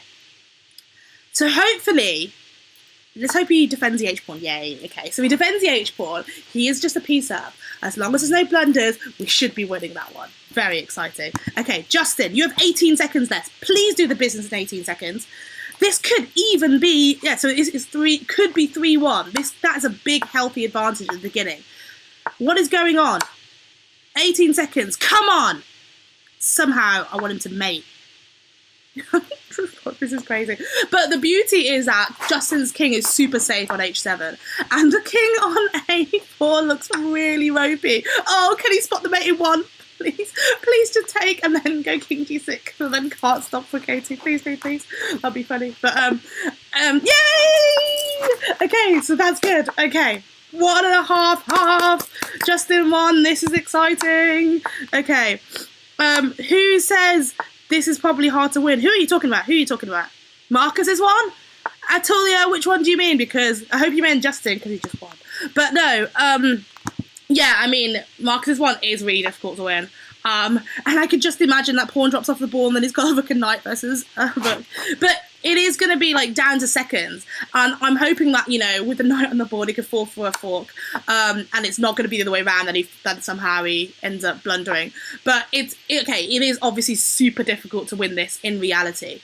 But I'm hoping that with Marcus's blitz skills and, you know, pressure and everything, I'm hoping that Marcus could do this. Oh my god, so we have Sergey Movsesian watching as well, which is really nice. He's the super GM that's been playing, and he's been watching from Aeroflot. Oh my god, we're gonna get to rook and knight versus rook. Can we believe this? What is actually gonna happen here? This is so funny. I mean, okay, it's obviously a draw, and I'm still happy with a draw. And Dan's already drawn, so that's good. This is insane. Can some swindle happen? Can this actually happen? This is a textbook drawn ending. Are they going to repeat? Oh my god, it's almost going to be mate. That was so close. It's like an insane little weird mating net here. Yeah, Harvey. But look what's happening. I mean, okay. I don't know. I just feel like this is intense. Okay, 1.5 is still good, but okay, now it's a little bit less. But you know, you never know. There might be a blunder. I'm not sure what's going on. I mean, it's how my team. So we have 2-1 right now. Marcus is rook and knight versus rook. So I mean, we've won this round, which is obviously really exciting. 2-1, and it's going to be at least 2.5. I say this, but Marcus like somehow loses. He's not going to lose on time, is he? This can't happen. Okay, I'm hoping something crazy happens here. This is potentially, you know, the silliest thing ever, but it's obviously a textbook. And no, Marcus does not have the lack of confidence in our team. It's insane. But I mean, Niclas is just such a strong GM. So, I mean, this is obviously going to be quite an easy draw for him. But it's all about the time. It's all about mouse slips. There's loads of factors that go into it. It's all about trickiness. What's going to happen? I mean, I don't even know. What do we think? This is crazy. And but okay, let's say it's 2.5, 1.5. That is a great start to the match. And we had Carsten, but Carsten, like, obviously he's the strong kind of weak link in their team, and he managed to draw with Roman. So, and the way it's like topsy-turvy now, it's supposed to have the biggest results in these rounds. But actually, if our board 4 is drawing with their board 1, and so is theirs, it shows it's an interesting match, and it shows that anyone is going to win this round. So yes, we have 2.5, 1.5, which is actually super close. And that's only one win, right? It's only one decisive result. It will be 3 draws and 1 win. But yet, you know, any result could be possible every round by the looks of it. It seems really, really close. And Niclas is only playing the first 2 games. So he will drop out, but I think they've got 2 really young talents coming in. And it will depend on how Yangfan does against them. But Yangfan, for Dan, there's like almost no difference there, so it's irrelevant to us. We pretty much have the same average. We have like a 24-65 average, I think, on our team. But they're all really young players, and I can see the chat. Every week we have this London Lions chat on Facebook, and we get together and we just like talk between the games, and we discuss everyone's games afterwards. And like Roman's going, yeah, Marcus will win. But oh my god, it's going to be a mating one. Can he spot it? Yes, he can, I'm sure. But this is insane. This is actually just insane. I actually cannot. Oh my god. Okay. So it's gone back up now. It feels like, you know, with the knight and bishop, mate, and you like try to drive them to the wrong corner, and then you drive them to the correct. You drive them to the wrong corner, the correct one. And this one is like, you know, he's driven them to the edge of the board, and then he escapes, and it's like, oh, okay, anticlimactic. But it's quite funny. But okay, I mean, this is. Do you know what, though? I'm going to hate it. I'm friends with Niclas. If somehow we suddenly win this particular game, it's brutal. But that is the whole point of this map in chess. And, you know, I'd feel really bad for him. And he probably won't want to come on Earth, so that's a bit mean. I mean, like, it's probably going to be a draw. But I was going to say, at least he's tiring him out for the next one, but he's not, because Niclas has only got 1 more game. Marcus is tiring himself out. So I don't know what's going to happen. I mean, what? I don't even know what you're saying, Donkey Me Boy. I mean, I don't know who you are or what you're saying, but okay. I'm going to ignore that comment and just talk about the chess, which isn't particularly exciting. When is the 50 move rule going to kick in? I mean, I shouldn't really be complaining about it. We are the one with the extra piece. But I love how these guys in here in the chat are analysing in depth about, like, you know, what they should be doing and what so the opportunities that Fernandez has missed. But who knows? This is looking tense, though. Okay, for a second I thought it blended. This is looking tense, though. I mean, this must be nerve-wracking for Niclas. He's only got, like, 10 seconds, and every move is like, mates, that, oh, is he going to take that? No, he took the, it's a blockage, and he blended. Oh. After all that. Oh, well, that's fine. It was a decent idea. Mark is like, oh, well. That's fine. Yeah, it was a really good result, I think. And with time to start round 2. He said should have won, though. Still a good result. And we are 2.5, 1.5. So that is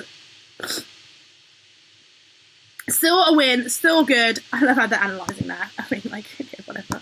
But I think it's going to be intense, this match. And I have no idea what the prediction is. I'm obviously super happy we won that. And there were some tense moments, especially Fernandez. How did he draw 3 pawns out? I don't know how he does it. As I said, never write the guy off. Never.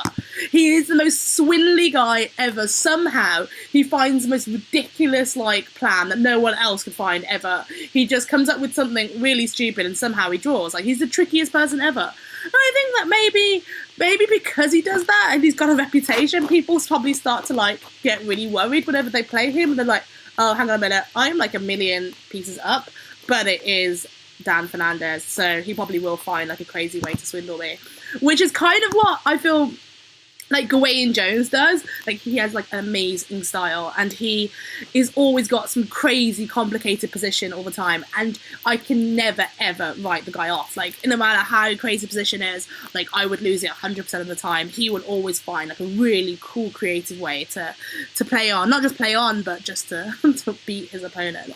So some of these guys are really, really awesome at that. And actually, do you know what? Romain Edouard is also super duper creative, and so I'm really looking forward to see some of his cool chess. And, you know, round 2 has started now, and we've got Niclas versus Dan Fernandez. So I feel bad now for Niclas, because he's going to have to play the guy who does like to swindle people and come up with some crazy stuff. So Niclas plays an e4 player, but basically Dan always plays b5 against d4. So Nicky plays e4 though, so I don't think he'll be playing e5, but who knows? The game's actually started. Niclas hasn't made a move. Let's have a look. Marcus is playing who? Okay, Marcus and Jonas are already started. I can't remember who was playing whom last round. Yeah, I think this was the guy that just lost to Justin. Am I right? Okay, that's some nice boring theory. So we've got the man playing. Oh, okay, so Raman's white here, so hopefully he does the business with the white pieces. That'll be kind of good. And then Justin's playing Carthage, which is the one I think he was worried about, and everyone was kind of talking about this guy being amazing on amazing form and, you know, just crushing. So let's see how that goes. Why does it say Huscenbeth? Oh, no, sorry, I was having a panic then. It said Huscenbeth drew already, but I didn't understand why they were agreeing a draw, but okay, they just started. And... Oh, okay, so since when's Dan playing these kind of... It's like playing much more solidly these days, which is interesting. He's playing carrows and... whatever, okay, it's a bit strange, but he's playing so sensibly. I guess it's because... Okay, so Dan's like on for a GM norm in the Four Nations Chess League. So all these guys, they're playing the Four Nations Chess League. And... like Raman and Dan and Yang Fan are also in the same team there. Everyone plays for Guildford. Guildford, for those of you who don't know, is a place in Surrey, which is really close to London. And yeah, and so they all play in the same team there, so kind of used to playing, and they're used to winning because that team wins every year. And so it's we'll see how that goes and what's going on there. But hang on a minute, whoa! Again, just like traded a million pieces, but. What's going on? So White's going to have 2 monster bishops. Is Dan just going to be like in a worse ending again?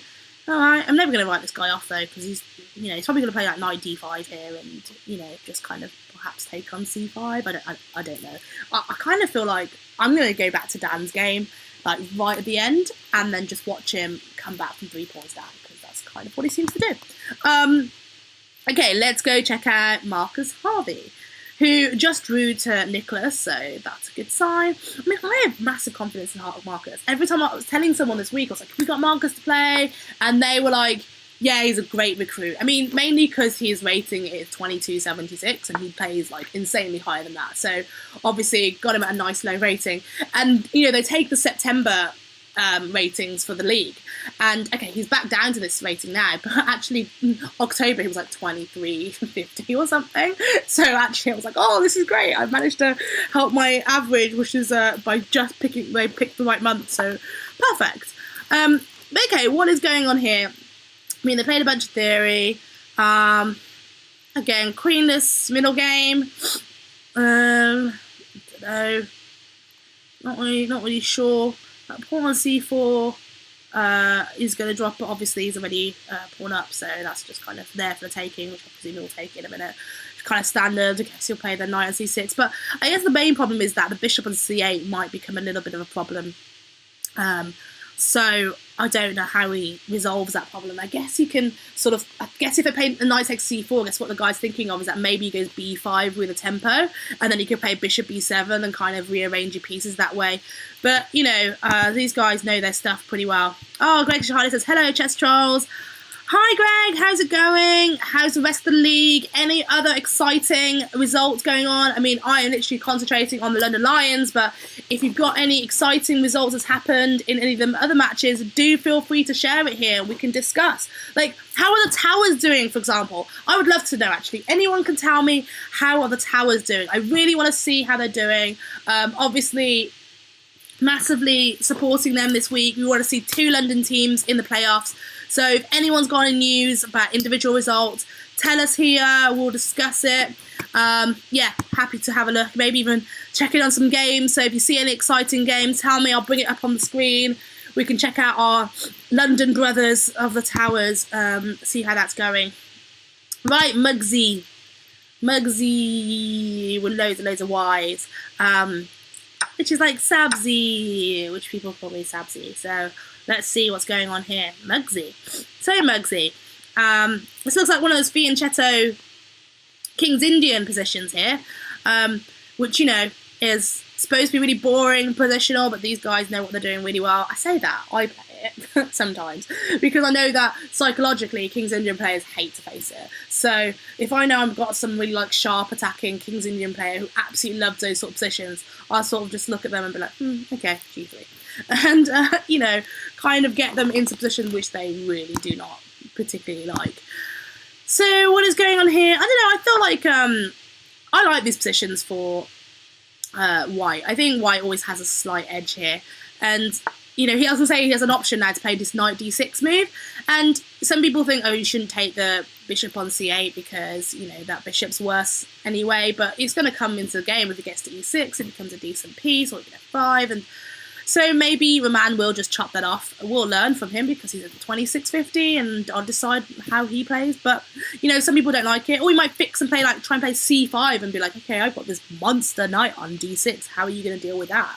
But it's all about positional stuff here. It's all about, you know, squares and who owns what squares, who's got the most space and territory, and who can build the most pressure. And it's like a slow game. But right now, we are 2.5. 1.5 up, so I wouldn't care if everyone else drew at every game right now, because we'll still win. And right now, all we need is to win. We are currently 6th, I believe, but there are 4 teams. Yeah, so he has played this c5 move, and the guy's gone to bishop to e6 as I thought. So, you know, this is going to be a slow kind of positional, maneuverable game. And I think,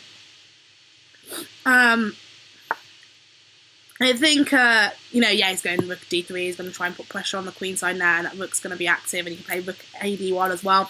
I think White's got, like, a nice edge there, and it's going to be difficult for Black to try and play it and get activity. I mean, it's not easy to find a good plan here for Black. That pawn on c5 is going to really annoy him, and he's going to usually want to play b6 to get rid of it, but I guess the bishop on g2 is just going to put pressure on c6, and it's going to be really annoying.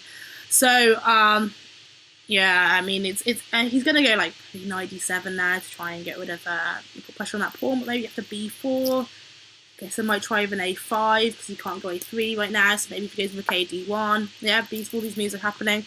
Okay, so,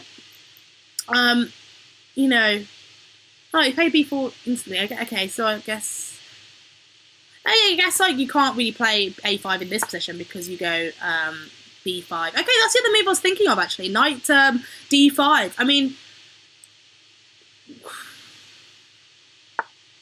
yeah, I was just wondering this b5 move. I wasn't sure what was going on because knight d5 seemed loose and interesting. But I mean, okay. The guy's good, so I'm just going to trust him. This is basically what I was doing every time I was analysing Sergei Movsesian's games. I was like, he's like 2700, so basically everything he does, I'm just going to trust him. And so right now, I'm like looking at this going, okay, so I have like serious doubt whenever I play, and I'm sitting there going, oh, so I spot all these good moves, but I'll sit there and talk myself out of it, because I'm like, oh, is it good? Oh, but what if they do this? So this is kind of how I am now, but I'm like, no, they're good, so they know what they're doing, I trust them, great. So, yeah, rook d2, and then he's going to go rook a d1, and I guess still maintain a nice edge. I mean, if you play like c takes b5, you probably wouldn't even take that back. You probably take on b7. In fact, something like c takes b5, knight takes b7, also defends c5, and you probably play c6 and lock the knight there too. I mean, it's... Oh, okay, we're going to find out. So, I mean, I don't know what... It's going to be interesting. I mean, I was thinking knight takes b7 here would be interesting. Oh, he's gone a3. Ah, that's a nice little cheeky... move to play in first, because now if you go knight a6, you just take on b7 with the bishop, and that's a piece. And if you go knight c6, then c5 is no longer en prise, and you can play knight takes b7 there, because if rook takes b7, bishop takes c6, and that's a lot of material loss. a3 is a nice little dinky move, I like that.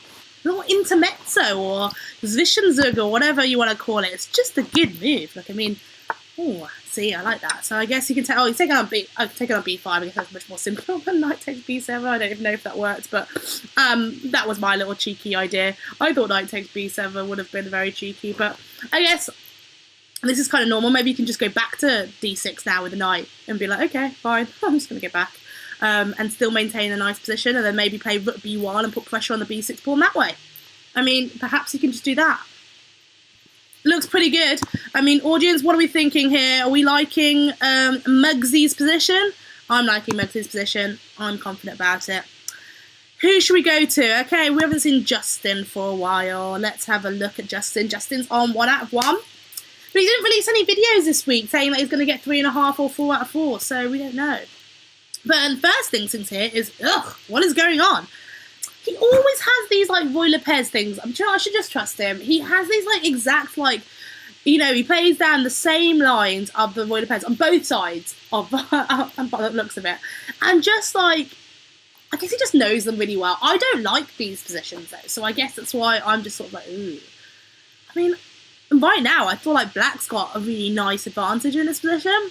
Like, Black's got loads of play, Black's got lots of pressure, and, you know, Justin is thinking for a while. He is 3.5 minutes down on time, so he can't feel confident. I mean, like, Queen C1's a nice little move, though, because he's getting out of the pin and putting, you know, getting a tempo on the rook, so he will defend the rook, and then he can... Actually, hang on a minute, he's threatening to take on... Okay, no, he's not, because it's a check on F3. But okay, so bishop takes E3. I guess there's a million different captures here, which are all perfectly fine. Is he going to play rook... Okay. The point being is that maybe after rook takes down, can you play that? Because what I was concerned about in the other position was that I could play knight takes F3 followed by bishop takes F3, and then the pawn on H3 was hanging too. I don't know. Who says fake Jan Lee? Who's Jan Lee? Am I supposed to know who Jan Lee is? And who's a fake Jan Lee? Is that Justin Tan you're talking about? I mean, okay, educate me. The ghost of Banco. I mean, hi. Don't know who you are, but hi. Yeah. So what's going on? Justin's taking ages, so I'm a bit concerned. I guess he's thinking now. But the queen takes B2. I mean, this is a sack in some ways. What is going on after? I guess after the queen takes B2, he's going knight takes F3 followed by bishop takes F3. But then if like knight takes F3, knight F3, bishop F3, you go rook E3, and you exchange up again. Is this just an exchange set? I don't know. Like, am I missing something? I mean, I've been coming up with some right BBs today, so I'd appreciate some feedback from the audience. But I guess that's what he's thinking about. I mean, am I missing something here? Oh, okay, yeah, you guys are talking about it. So Jan Lee is the crazy house player. Yeah, we had this discussion the other week. Justin Tan is like the world's best crazy house player or something. And, you know, no, and they are no relation. And they're both from Australia, exactly. It's really weird. But I don't know, I've never seen Justin play crazy house. Oh, I've seen him play Bug House, and he wasn't very good at the beginning, but I think he's pretty good now. Like, I mean, he's just like a really talented guy. So, but yeah. Okay, so Justin Tan, the other guy, I think he's like a 2200 B-Day player at normal chess, but like the world's best crazy house player. And yeah, I think I knew of him because I told Justin to come play in the US Masters Championships, which is like one of my favourite tournaments to play in because, well, I say it is my favourite tournament because of the fact that I got like 3 norms there one year or something insane. And it's just the organisers are really nice. And so Justin came to play one year, and we were there with Kazim Goulamali, who's like one of the world's best bug house players. And so most people who watch chess.com will know who he is. I think his name is Goulamali Rises on chess.com because, yeah, he does laser streaming on there, and he does his like bug house stuff, and I think he's like quite active on stuff. And yeah, Justin and I were playing like with Kaz, and I think Kaz was telling him about Justin Tan, like crazy house player, and Justin was like, no, I don't play crazy house, I don't know who this is, and found out it was his name twin. But No, not the same guy, and kind of glad they're not playing Crazy House now because it was a bit crazy. But okay, so it looks like again somehow Justin has come out of this unscathed. He's just cool, calm, and collected, I guess. But you know, King G2, Knight H5, I presume. Yeah, Knight H5's coming, and the Knight coming to F4. Look at it, he's just like, yeah, whatever. You can allow the Knight to come to F4. I'm just probably going to run my King back to the side of the board or something. Or maybe he's not. Maybe he's just going to play like. No, he can't play King G3 after Knight F4. No, I mean, this is Justin. He's just so calm. He's just like, whatever, I don't care. So yeah, like, yeah, nice. Justin's just like, yeah, I like this H4. I mean, this is it. He's just an exchange up again. So, and that's it. When Justin gets an advantage, he's just like, right, I'm just going to keep going. All good. Right, confident. Right, who are we going to? Mediocre but creative and Huscenbeth. Let's have a look. Right. Ooh, what is happening here? First of all, material. Pawn down for Dan. But, you know, as we've seen, that means nothing. 'Cause, you know, Dan can be 3 pawns down and still manage to draw.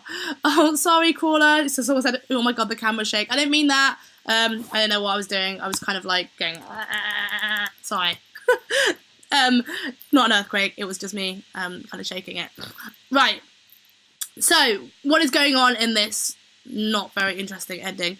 I think that Dan's going for tricky times. A bishop f2 check, and then if king takes f2, rook takes d4. I guess that's his plan, and I'm going to swap off to this rook ending, which I think is going to suit him. Have a super active rook. I mean, like last week, that was absolutely. Ooh, is he going to play it? No, I mean after 8, you can't play it after the pawns on a4, can you? No, you can't get away with it now. You got to play rook takes a4, surely. I mean, he's blatantly considering it, isn't he?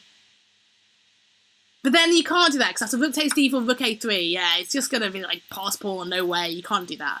But I mean, I think like with this... Can he get... Oh, okay, so now again he's going to play... So Niclas is like going for this activity with the rook. Surely, isn't this a plan though? You go bishop f2 check.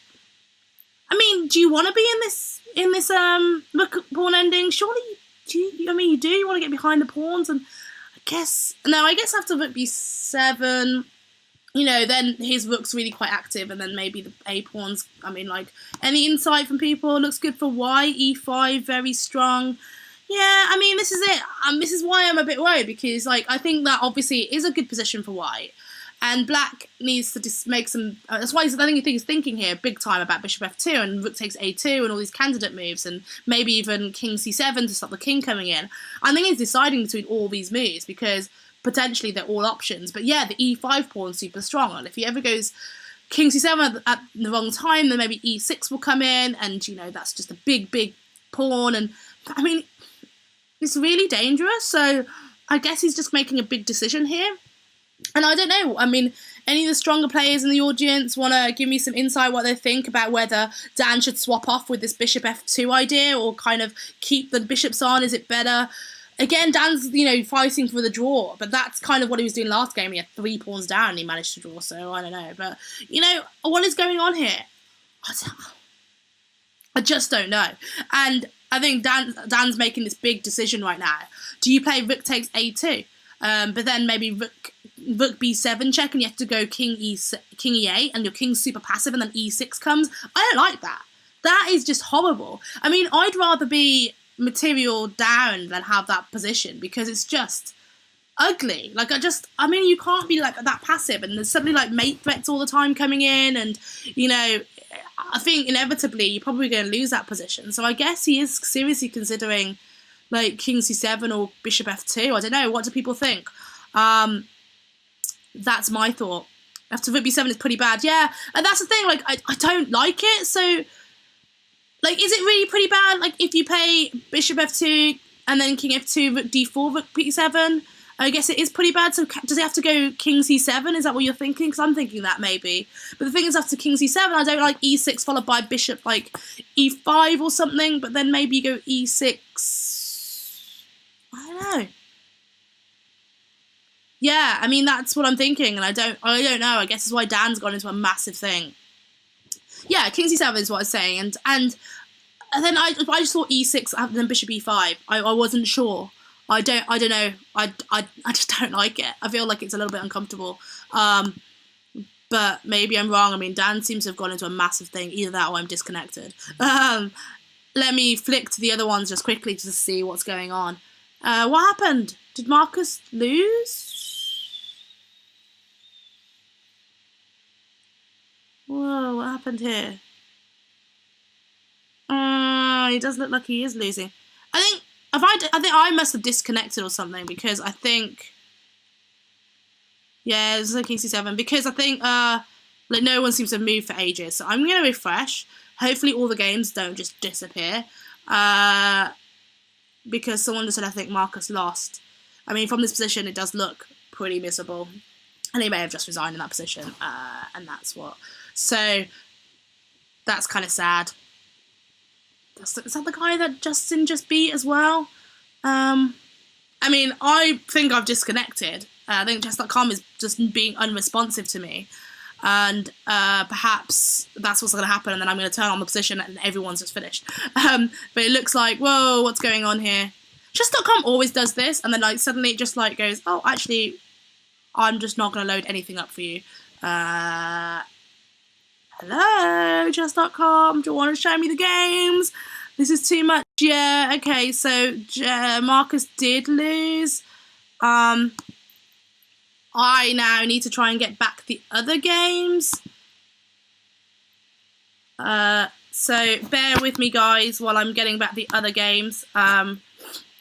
Because, yeah, so let's go Huscenbeth and mediocre but creative. Is that still being played? I think it is. Oh, no, it's flipped. Ugh, annoying. Yeah, Marcus lost. Wow.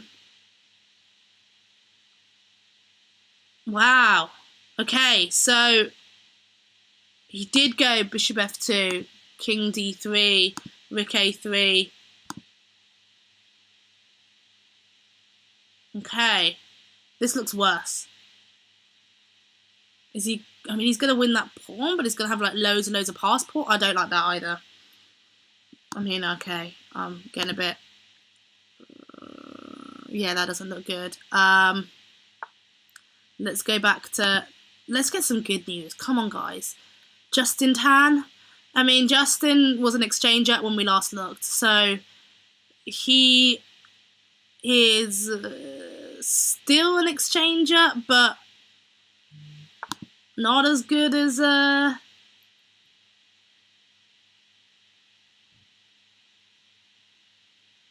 I mean, everything's fine. Everything's fine. I mean, I don't know who that is, but I'm not so convinced.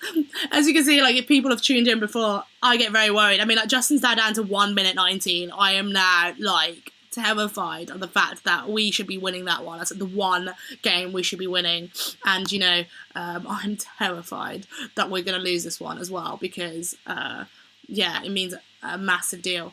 Okay, so this is Muggsy. Okay, interesting. Okay, this was a little bit better. At least we're on the winning side of things here. So this is our, you know, our top board. So top board, thank goodness, is a pawn up with the bishop and good position, extra time. That feels very, very good. So I'm going to come back to that because I feel a bit more confident. I'm going to go back to what we were looking at. Was it this game? Right, guys, yeah, D4 we saw this young fan. Dan win. I love it. So, okay, but it's a piece, but, I mean, there's a lot of pawns on that side of the board. I'm so, like, negative. Okay, do you know what it is? I'm super confident about the team. I'm always like, yeah, they can do it. They're so much better than me. Then I'm like, oh, my God. But if I be really negative, then I can't be disappointed. If I'm like, okay, that's going to be a loss, then at least if I factor in a loss in my head, then it's any other result, I'm happy. So I'm doing it for, you know, my own sanity. But okay, what is genuinely going on here? Okay, I have to be kind of serious now. What is genuinely going on? Dan's going to win a piece. Dan is going to win a piece. We know this. But he is also going to be a gazillion pawns down. But he's not going to win a piece. No, he can't win a piece because now the bishop on f2 is hanging, and you can't just take. Well, Well, you can. You play rook takes c3 check, I guess. And then... Yeah, but the piece is still hanging. So, and then king wherever. And you've got to deal with the fact that taking on h7 is a huge threat and it's just going to promote. And it's not going to promote, it's going to be mate.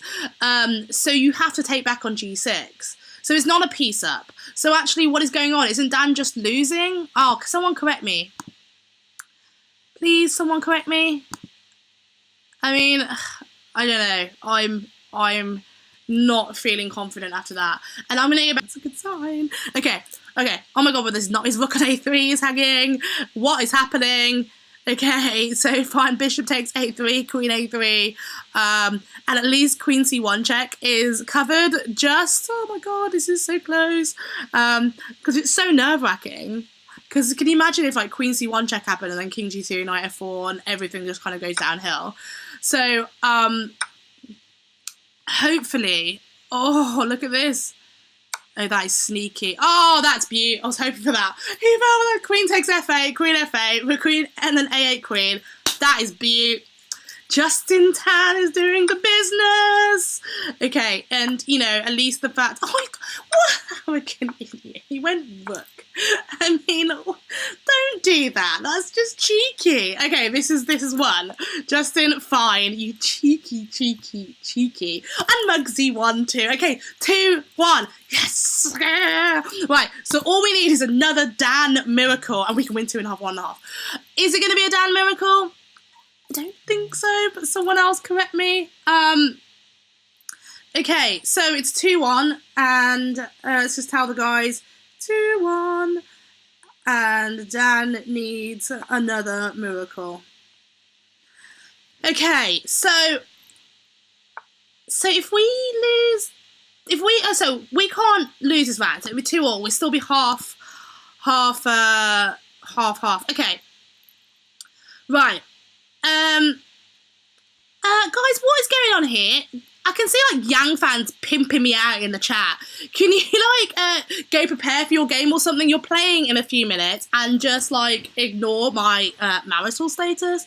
And I'm just gonna go back to the chess. What do we think? Let's have a vote. Can Dan do some freaky stuff and somehow miraculously save this game? I mean, I feel like King D4 is coming now, and well, not even King D4, maybe King E5, and just go King.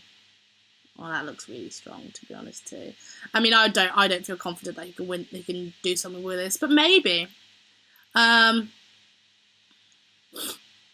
mean, it is, and do you know what? All of his like miraculous things seem to be from like rook and pawn ending. So. I don't know. I get the impression that this is probably lost, but okay. One somehow. Okay, so this is the man talking. So even if it's oh, hang on a minute, what's going on here? Do you know what? Screw this. I'm gonna go vote for a draw. Come on, Fernandez, you can do this. I have confidence in your absolute crazy swindling skills. The only thing is, if Nick doesn't win this, will he come on air for the interview afterwards? We'll find out. But hopefully he will. And if we win, that's a 5-3 advantage, so that'll be huge. I mean, we need to obviously somehow draw this, but even if we're not, we've still got that half a point advantage. So, no, not half a point. What am I talking about? If this becomes a win for Niclas, then we're still a point up. We will be, what, 4.5, 3.5? Okay, so that's still decent. What do we predict, though? Dan can draw this? Do you know what? I don't even know what is going on here. Yeah. Okay, so, guys, in the chat, have you got anything to comment about Dan's game? Not about me. Anything? Because, I don't know. Okay, obviously, White's better. White probably should win this, but it's not clear. And Dan is freaky. He seems to just come up with some crazy stuff. So, what do we have for predictions? Let's have some predictions. Young fan, what do you think? And I'm going to keep drinking my wine. After this, I'm going to have probably a 5-minute break and probably go get some more wine, maybe. And so I want to see what's going on, but that's just a heads up that I'm gonna be doing that. This has to be a draw. Toya, wow. You've come up with some bold statements about all the things going. Draw. You've been bang on. Are you playing the games instead of Dan? Is this Dan really? You're like, yeah, I'm gonna draw. I mean, Atolia. Okay, so explain to people. Well, let's have a think. Why? And actually, Ebola. I mean, I'm reading that as Ebola American or Ebol American. Someone wanna? Do you want to tell me who you are? What your name means? I mean, all I can see is Ebola virus, so I'm hoping that's not your thing. Draw. Okay. I mean, draw. I think White will win despite some strong play, but I mean, this is it. What do we think? Bear in mind, they're down to 1 minute each. And this is a, GM versus IM, not too much difference in strength, 100 FIDE points difference, but they're both very experienced players. Why is no one saying Dan win? Do you know what? I'm going to throw that out there and say that's still a possibility. Dan's going to promote the C-pawn. How about that, eh?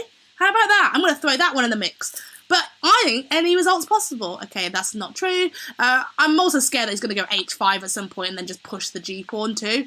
He's got to be careful. But look, D4, I mean, the H-pawn, okay, King G3's come up, but that E6 is dropping too. So he's got to multitask here and defence. He's got to go, Rook C6? But then Rook takes H4. This should be drawn now, right? Am I thinking this is right? So, what is happening? I mean, okay, so let's say it's a draw. We win 2.5, 1.5 again. I mean, I'll take this. This is insane. 5-3, that is confident. And then we're bringing on Yang Fan. So you know what, Yang Fan? You're watching this? Pressure is on you. That means if you turn 3 pawns down at all in any of the games, let's hope you don't, you've got to draw too, because Dan is just a miracle person. Mediocre but creative, that's his name on chess.com. He's going to be called the Miracle King soon. This is insane. I still think Dan win is a possible result. Seriously, look at this position. I mean, it depends where he goes. If he goes to F5, he's probably going to lose. But maybe King F7, then just I think he should be okay. Oh, he's going King D7. Feisty. He's going for a win, I swear. Oh, look at him. He didn't go for it. Because I was thinking having takes G6 is going to start pushing the C-pawn. I told you, a Dan win is not out of the question. This is so funny. What if he just goes Rook D3 and then goes C3 now? Look, pressure. Seriously, it's not even out of the question. Someone said, fine, ignore me. I don't even know what question you asked. So, what kind of wine do I like most? Red wine. Malbec, generally. So, yeah, feel free to give me a bottle. Oh, Huscenbeth offered a draw. Draw. Okay. I saw a decline. I thought it was going to do it. But, okay, 2.5, 1.5. Bit disappointed that Dan didn't win that, actually. Because, it was in the mix. We are 2 points ahead. Yes, we are. 5-3 Lions. Let's go. Right. Okay. I'm going to go have No, you cannot lose 2 and still be even, Yang Fan. Shush. If you lose 2 and then, we get to the playoffs, you're not playing anymore. Go play basketball. That is wrong. You're going to win both your games like you did last time. Come on, Yang Fan. I'm expecting 2 out of 2 from the new basketball king. What's his name? Yao Ming, the other Chinese basketball player? I forget. But yeah, he wants to play that. So yeah, well played to get the draw. This is Dan. Dan's a legend. Swindle King. I am loving the results here. So I'm going to have to go and try and call Niclas in a bit. So I'm going to take a 5-minute break. But people come back for the intense finish by the Lions. Hopefully coming to victory. But yeah, Niclas is going to come on for the analysis of round 3 and a quick interview about the chess, about how his players are going, everything like that. So don't miss it. 5 minutes, I'll be back. All I'm going to do is top up my wine and be back. So, come on, Lions! Let's go!